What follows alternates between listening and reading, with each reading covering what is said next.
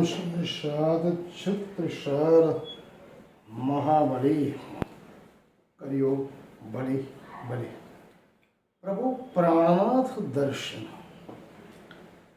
1867 चौपाइया कलदम स्वल्प ग्रंथ तारतम शारर तारतम वाणी। 18 बृहत ग्रंथों का संपूर्ण मिश्रण प्रथम श्री रास, जिसमें महामती श्री प्राणनाथ जी महाराज ने श्यामा महारानी का श्रृंगार, तत्पश्चात श्री राज जी का श्रृंगार, उसके बाद ब्रह्मात्माओं का श्रृंगार की बातें हमें बताई। उसके बाद प्रकाश गुजराती में महामती श्री प्राणनाथ जी महाराज ने पुनः तीसरी बार ब्रह्मात्माएं जब ये कालमय के ब्रह्मांड में दुख देखने के लिए आए तो इस कालमय के ब्रह्मांड में आकर मोह में आने के बाद स्वयं की पराधम और परमात्मा को भूल गई। उसके उपदेशात्मक वर्णन है। प्रकाश गुजराती में महामती प्राणनाथ जी कहते हैं कि मनुष्य का मन चंचल है, इसलिए साधना के कोई भी पथ पर चलना कोई सरल कार्य नहीं है। ब्रह्मात्मा अदम्य आकांक्षा लेके इस ब्रह्मांड में अवतरित तो हुए, लेकिन यहाँ पूर्णतया मोह माया में वो लीन हो गई और जिस सृष्टि के जैसे ही संपर्क में आई, अपने आप को ब्रह्म सृष्टि होने का जो दावा करने वाली थी, दावा कर रही थी, अपने परमात्मा परब्रह्म परमात्मा श्रेयाजी अक्षरातीत एवं अपने परम धाम को भूल गई। प्रकाश गुजराती का मुख्यतः उद्देश्य ही है कि इस ग्रंथ का सद्गुरु द्वारा प्रदत्त तारतम ज्ञान का दिव्य प्रकाश देकर ब्रह्मात्मा को जागृत करना है। तीसरा ग्रंथ महामती श्री प्राणनाथ जी महाराज ने खटरुति लिखा। खटरुति का अर्थ है 6 ऋतुओं का संगम। महामती श्री प्राणनाथ जी महाराज खटरुति में स्वयं को इंद्रावती सखी एवं प्रीतम परमात्मा की अनन्य प्रेमिका के रूप में स्वयं को प्रस्तुत करते हुए प्रीतम परमात्मा के प्रति उनसे दूर होने के कारण उनका जो वियोग की स्थिति बनती है, उसका वर्णन बहुत ही मार्मिक ढंग से महामती प्राणनाथ जी ने किया है। इस विरहानुभूति में ब्रह्मात्मा अपने प्रीतम अक्षरातीत परमात्मा के विरह में व्याकुल, लौकिक उपादानों का भी को माध्यम बनाकर महामती प्राणनाथ जी महाराज ने यहाँ अलौकिक तत्व का निरूपण किया है।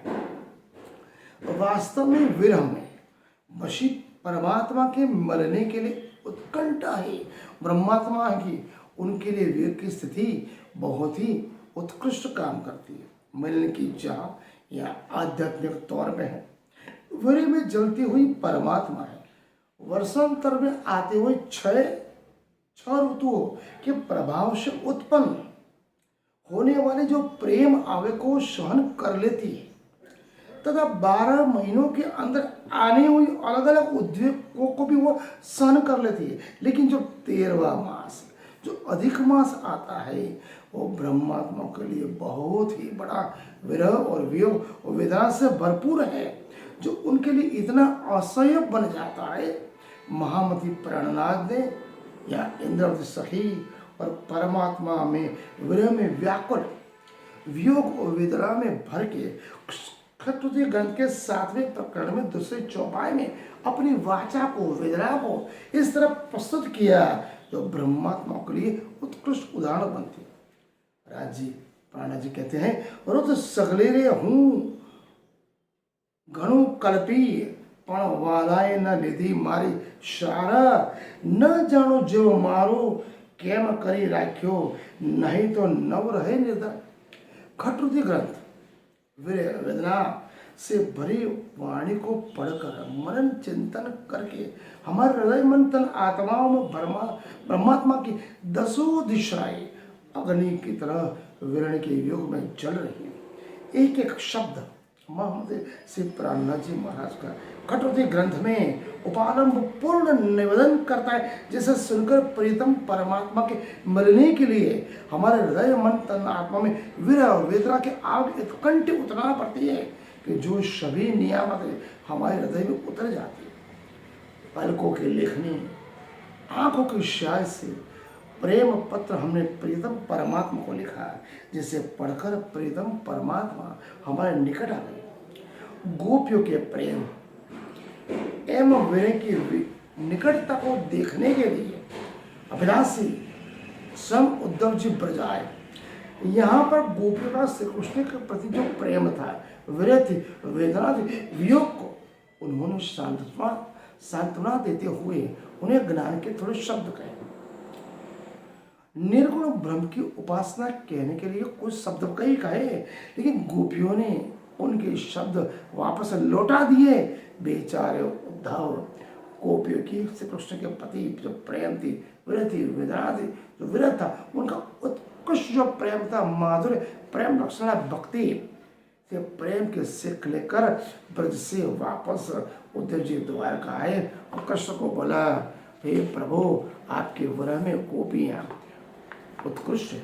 महामती प्राणनाथ यहाँ गोपियों का कृष्ण के प्रति जो विरह वेदना जो प्रेम था, उसका कुटरती ग्रंथ में 12वें प्रकरण में 15वें प्रकरण में 12वें वाणी में क्या कहा है? अरे उद्धवड़ा अमरो धनी अममा गलियो, तम अवतार से सासो सर्वे टलियो, उद्धव तारी बात चित अमारो न चलियो।